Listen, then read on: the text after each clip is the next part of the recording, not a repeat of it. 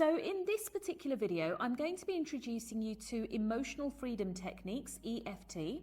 So we're going to have a little look at the history, and then I'm actually going to teach you how to do it. Just a very, very basic protocol. Trauma, guys, is really a whole being experience. So it's not just, something that we experience within the mind or the mental level. It's a whole being experience. It's experienced in your body, via your emotions. So everything is affected when we talk about trauma, okay? And EFT is one of those amazing tools that when you know how to use it properly, it could be extremely useful in helping people to release trauma, okay? So let's take a look.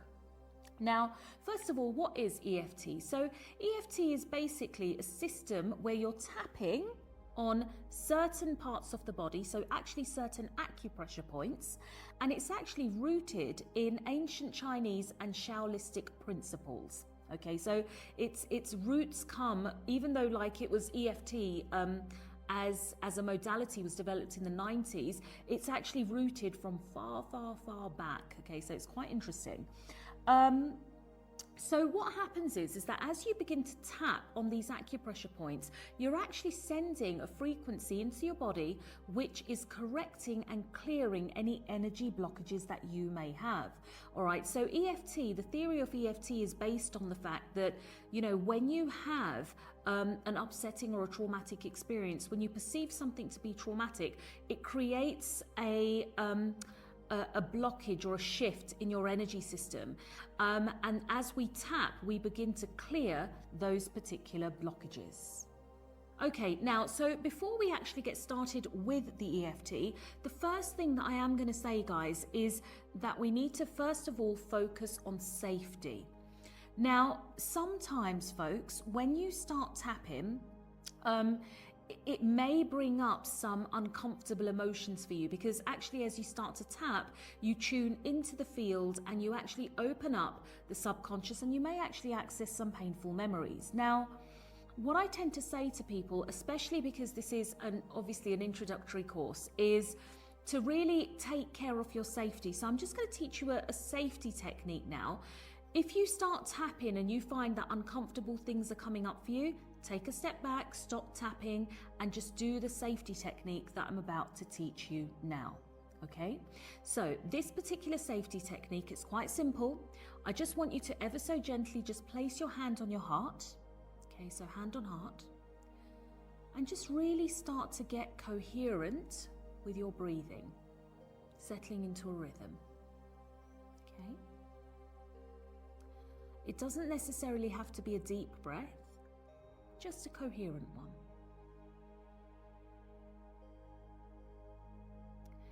And then when you're ready, I just want you to be able to breathe in for 6, hold, and breathe out for 6 at a pace that's comfortable for you, okay?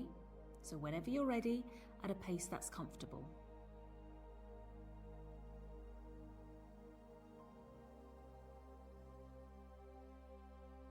So as you've done that, guys, now that you've done that, what I'd like you to do is I'd just like you to close your eyes and I'd just like you to go to a space that's safe for you, okay? And that might be different things for different people. So for some people that'll be home, for some people it might be a beach, for some people it might be the mountains, or whatever that space might be for you. I just want you to visualize your happy space or your safe space. Now, if you don't have a space that's safe for you, you know what? Work on constructing one. So closing your eyes and actually build a safe space for yourself. What might it look like? How might it sound? What sort of features might there be in there? What can you hear when you're in your happy space or your safe space? So I really want you to start to build this safe space where you can go if you get slightly triggered in any way, okay? So what you might want to do is, guys, you might actually just want to pause the video here, practice your breathing with your eyes closed. As you're breathing, go to your safe space, okay? And just practice that for a while. The idea is that once you've kind of become proficient at that, if at any time when you start to tap and those uncomfortable feelings start to come up, the idea is to go back into this safe space. Okay guys, so moving on now, I'm actually just going to take you through the tapping sequence. Okay, it's fairly basic, but you might want to, the advantage you've got, I guess, of being on video is that you can pause it and go over it as many times as you want to, to get really good at it. Okay, so where do we start? Right, the first tapping point, guys, is here. So it's the side of the hand, all right? 2 or 3 fingers, ever so gently, just like a butterfly. Okay, so what I do want to say, guys, before we actually start doing this, when you start tapping, it's perfectly normal for you to tune into emotions, for memories to come up, and a lot of people yawn as well. Okay, so yawning is actually something, I remember reading somewhere that we develop yawning when we're actually in the womb because it helps us to release neurological stress. So kind of makes sense that a lot of people would start to yawn as they begin to tap, because tapping actually takes you out of, a phase of stress and starts to actually deeply relax you. In fact, tapping's often been referred to as acupuncture without the needles. Okay, so first tapping point, side of the hand, ever so gently. All right, next tapping point, top of the head. Next tapping point, top of the eye. Okay, can be any side, doesn't matter. Choose whatever side feels right for you. Some people like to tap with 2 fingers, okay, so that's perfectly fine as well. Next point, side of the eye. Under the eye. And I like to remember that as, like an eye triangle. It's a good way to remind you when you're learning, okay? Next point is under the nose, under the mouth. So just if you feel along at your collarbones, you'll feel kind of 2 balls here where they meet. Choose any side, slightly under that. Look at where I'm tapping. Okay, so collarbone. Right. Next point is under the arm. So you can either tap like this or you can tap like this, okay? Across the wrist. And your fingers. All right, so if you just gently look at where I'm tapping on the fingers, guys, it's right at the edge and just top and bottom. So right at the edge, top and bottom. Right at the edge, top and bottom, okay? At the edge, top and bottom. And then you go back here again to the side of the hand, back to the top of the head. So I'm just going to repeat it for you again. Top of the eye, side of the eye, under the eye, under the nose. Can you remember where to go next? Under the mouth, collarbone, under the arm, across the wrist, and your fingers. Remember, guys, right at the edge, look at where I'm tapping, top and bottom, top and bottom, top and bottom, top and bottom, top and bottom. Okay, so that's the first part. Now, the second part is called the 9 gamuts. So where we do the second part is here, back of the hand between the ring and the little finger, just here. Okay, looking straight ahead, closing your eyes whilst tapping, opening. Without moving your head, look down to the left. Without moving your head, look down to the right. Make a big circle with your eyes, okay, all the way around the room. And then the other way. Hum the first line of Happy Birthday. Count to 9 really quickly. 1, 2, 3, 4, 5, 6, 7, 8, 9. And hum the first line of Happy Birthday again.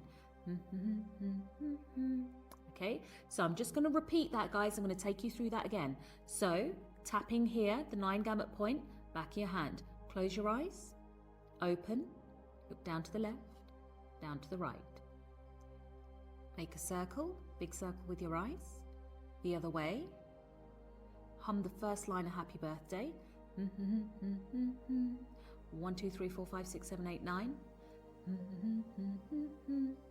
Okay, so that's the basic protocol, guys, with the 9 gamut. Now, basic questions. People ask me sorts of questions like, how many taps do I do? 7 to 8 taps. See what feels right. Remember to tap really gently, really lightly, and, just at a nice pace, all right?